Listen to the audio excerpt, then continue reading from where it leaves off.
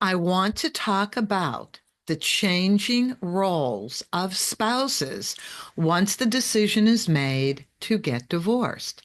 This is an ongoing challenge that everybody faces. The changing roles of spouses once the decision to divorce is made. Okay, so when you're married, you establish these roles and you each have your tasks within these roles. You each have your responsibilities within these roles. And if you have a traditional marriage in which one person works and makes plenty of money to support the family, and the other person stays home to have and raise children, that is their role. That is a professional role, by the way, just throwing that out there for anybody who doesn't consider it a professional role, because it takes in a lot. It takes in human being management and human beings that you can't really talk to at a certain point, right? Can't talk to the kids. It takes human being management. It takes budgeting. It takes household management. That person is responsible for the social circle generally that the couple is in, especially if you have children. You will start socializing with the other children's parents, your children's friends' parents.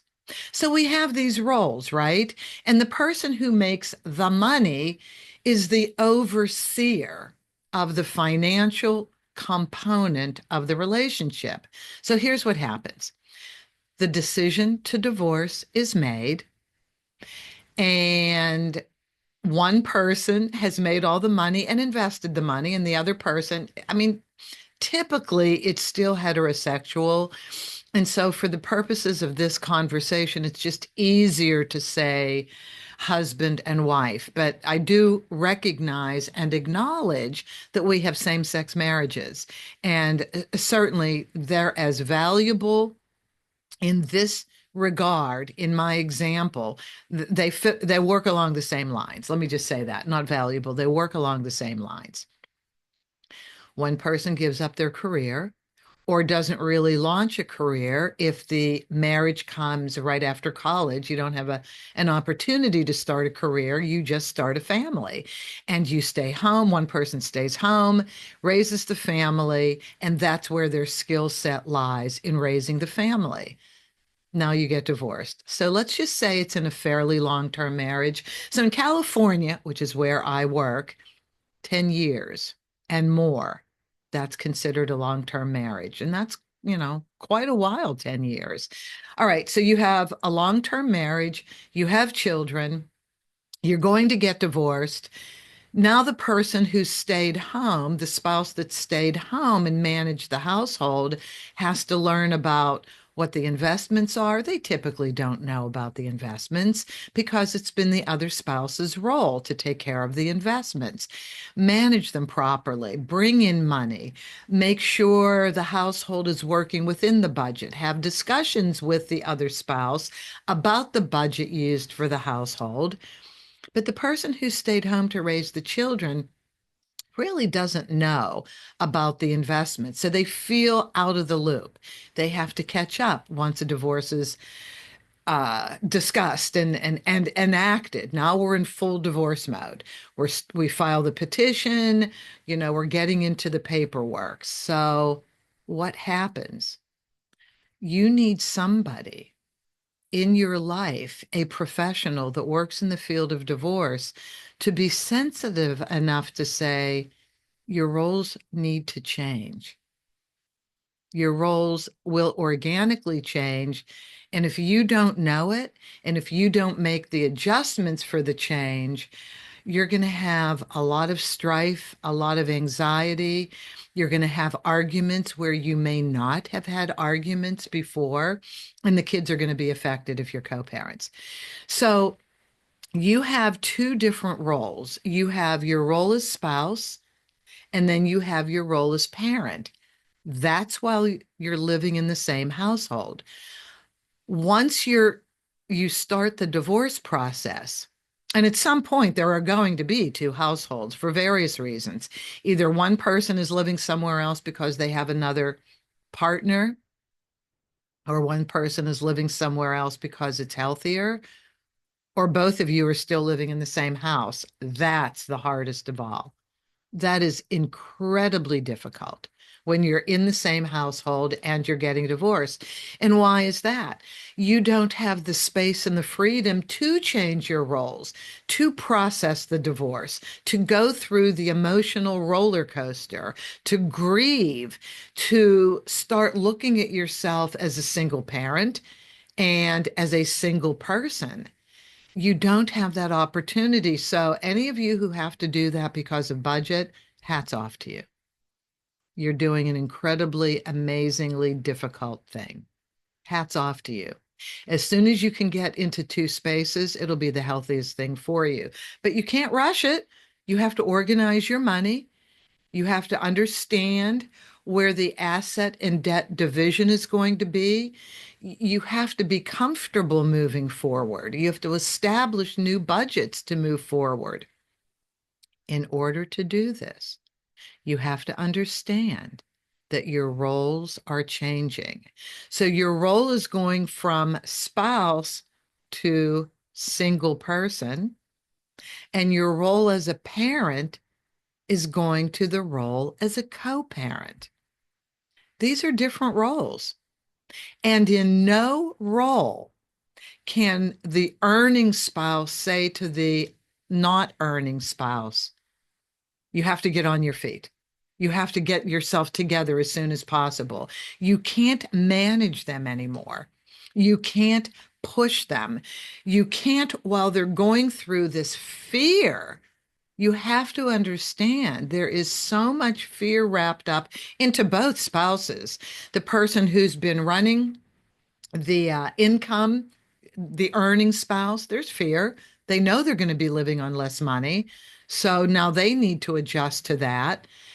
But you can't pummel your other spouse. You can't pummel the non-earning spouse. That spouse will get it.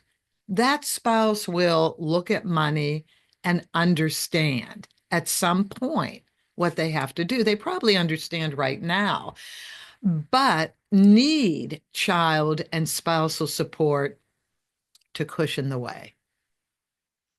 It's necessary. It's needed. You're not going to get away from it. And you as the earning spouse cannot push and sit on the non-earning spouse. So what happens typically is the non-earning spouse gets a part-time job or gets a job at the school where the kids work or gets a job that doesn't pay a lot so that they can take the kids to school and pick them up after school.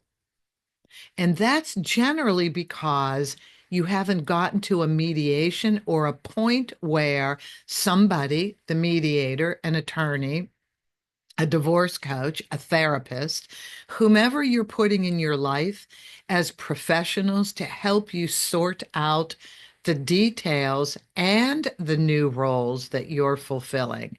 That person hasn't had the opportunity to come in and do that for you. So get people on board ASAP. You really do need a cool head, a logical perspective, and somebody who's done this, somebody who has no skin in the game, that there's no advantage to how this has worked out. They're just there to help you work things out. The roles change. You go from spouse to single person, from parent to co-parent. Now, while this is happening, the communication has to change. It absolutely has to change. The communication has to be without fear. Therefore, you're not arguing where you don't need to argue. You can't have these conversations in front of the children. Absolutely not allowed. I mean, this is the children's divorce. You know, people say that, well, you can't involve the children in the divorce. You have to keep this separate. What are you talking about? The kids are involved. The kids are moving from one home to two homes. The kids have to now deal with each parent separately and learn what that relationship is like individually. You know, they got to deal with both parents together, and they know, of course, how to play both parents. They're very wise children. but they don't have that anymore. Now it's just child parent. It's not child parents, it's child to parent. And that's a whole new relationship. So, as a co parent, you are attaching to your child as an individual, not as a couple. You are communicating differently with your children. You are making sure the kids are not in the middle of taking sides. You have to make the kids feel safe and secure that even though mom and dad aren't living in the same house, they are definitely taking care of you. They love you more than anything, and you never need to worry about it. I mean, this is part of the conversation that goes into the role of co-parent. And each parent has to have this conversation. If both parents aren't on board and having the same conversation, well, you're going to have a lot of therapy bills. You're setting your children up to repeat what they're seeing. And that's not a very good parent-child relationship as co-parents. So really, you're having an adverse effect on your children, but you're also having an adverse effect on each other. Being vulnerable, if I may call on Dr. Brene Brown, who I adore for these lessons I've learned, you must become vulnerable. If you can just sit with your other spouse and just say, look, I'm scared. I'm just scared. I want to, I want us both to prosper. I want us both to enjoy our children. I want us both to enjoy life, but I'm just scared. If you're the income earner, I'm just scared that my money won't take care of everything. I'm scared that we won't be able to live the lives that we can live. And let me tell you, when there's a lot of assets to go around and the earner is making a lot of money, like definitely six figures, like up there in six figures, 150, 200,000 and more, you're going to do okay. It'll be tough in the interim while you're sorting things out, but you'll be okay. And all you have to do if spousal support slash alimony is a piece of the settlement, just pay it. Let your other spouse deal with managing that money. Don't breathe down his or her neck. Don't do that. Let them figure it out on their own. They have to figure out the rest of life on their own.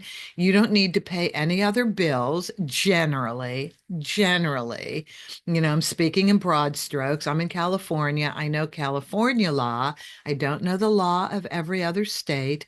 So you want to check what the obligations are for the person who pays alimony or spousal support beyond that monthly payment. Are you obligated for any other payments? The only other payment you might be obligated for is if you decide to keep the house in play, if you own real estate and you decide that you kind of want to be business partners on the real estate. Okay, so there's other conversations to talk about how the less earning income spouse is going to do their share, their portion. That is a conversation to have. But otherwise, you don't breathe down the neck of the non or less income earning spouse. Whatever they choose to do financially is what they choose to do. So you don't have any other obligations but to pay that. You might worry if the house is going to be used as an investment property, can they pay their portion? Well, you do that in mediation. You sort that out with, your mediator, or you sort that out if you have an attorney. Those are the two people you go to. Maybe you involve your accountant because every accountant will know divorce law in their state. The one who isn't earning money, there's a great deal of fear there, or earning less money, I should say. There's a great deal of fear there. Yes, getting by financially is huge, even though you may see numbers on paper and you may say, okay, we have stuff. Yes, I can cash in a couple things. Restrict yourself from doing that if possible. but it's there as a safety net. You have a transition period to go to through. Sorry. You have a transition period to go through. You have to go from being taken care of and having no fear, no concern over money to, oh God, now it's just all on me. Oh, heck, can I do it? Is it possible that I'm able to take care of myself? Let me just tell you, yes, it is possible. Yes, most people can take care of themselves. You shouldn't worry about that. You'll go through the transition, but honestly, you'll be fine. And then some people can only do a soft landing, part-time work, or work that happens after the kids are dropped off at school and before they're picked up, or before the after-school program is over. Um, yeah, there's a transition period that you just want to take something to do something. But there's also that fear of, well, how do I get back into the marketplace, the workplace? What do I do? I may have a college degree, but I didn't use it. We married young. I'm still young enough to put a career together. That's the other thing to know. You're still young enough. If you got married right after college, and didn't put that degree to work, who knows if the degree still applies? But um, to get back into the workforce, it's an emotional issue, it's an intellectual issue, and then you have to shore up, your degree, and is it still valid? What's the industry doing that you were going to work in? But let me tell you something. You can take the skills that you learned as the domestic parent. It's a better way to say it, domestic parent. Just thought about it right now, by the way. Domestic parent. If you've been the domestic parent, you have skills and talents that you can package and sell. And mom can be your brand for managing the most difficult workforce known to mankind. Think about it. You manage children. Managing kids is just as hard as managing a workforce. Believe me, it is, maybe even harder because the kids don't have the language skills. The kids don't have the thought processes. The kids have different issues on the line. You can market and brand yourself as professional mom. Professional mom. In fact, I knew a mom that had a business card that said professional mom, and she listed all the skills and talents. And if there's anything I can leave with any of you listening right now, uh, professional domestics. So if you're a man, then just say professional domestic. If you're a mom, you can say professional mom, or you can say professional dad, but that's kind of misleading because the assumption is that men always work and don't take on the domestic role. So professional domestic. I think that's a cooler way. But whatever the case may be, no, these are skills and talents that are marketable for God's sakes. Please know that. Please don't think that your time at home, running a household, getting the kids in school, dealing with the teachers, dealing with the doctors, doing all the play dates, scheduling for karate, dance school, art classes, music lessons, soccer. I mean, everything that the domestic parent has to do, that's scheduling, that's time, that's balancing. That's running kids around different places at the same time. That's organizing carpools. Now, do you see my point? Yeah. You've done a lot that can be transferred into professional skills, but you can't let the working spouse get on your back. You simply have to say, I just need you to stop. I am not looking for you to support me 100% anymore. Not looking for that. I'm just looking for alimony/spousal support and then we can talk about that in mediation. How long? What's the trigger? What's the event that would take place that would end spousal support? We can talk about that. That's easy. And you can just say, I'm going through a lot.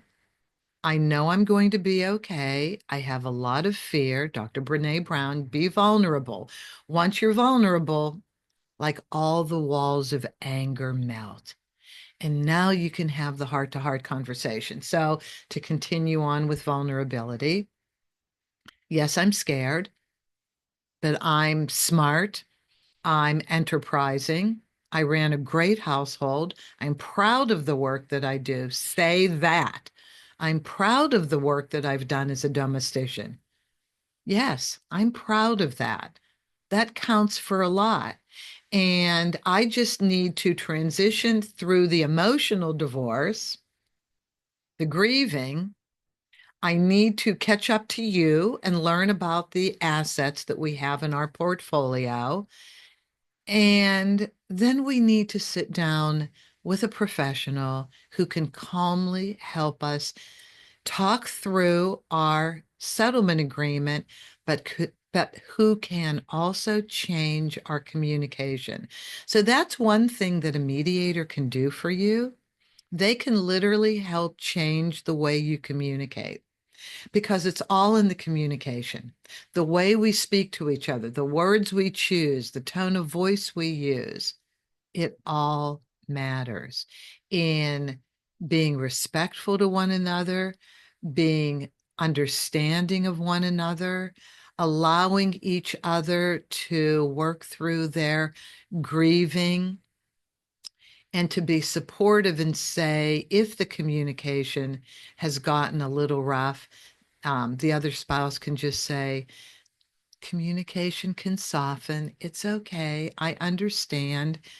You're tense. You're scared. There's a lot on both of us, but we're going to get through it. We're going to work this out. We're going to get through it. With intention lays the foundation for the ending result. If your intention is to be amicable, if your intention is to be sensitive to one another, if your intention is to have each other's back, even if as you're uncoupling, unfolding, it will happen like that. Your roles will change, whether you know it or not. What you're seeing is change. You just need the tools to work with it. And I hope this video has helped you in, um, in gathering those tools. So thank you very much for joining.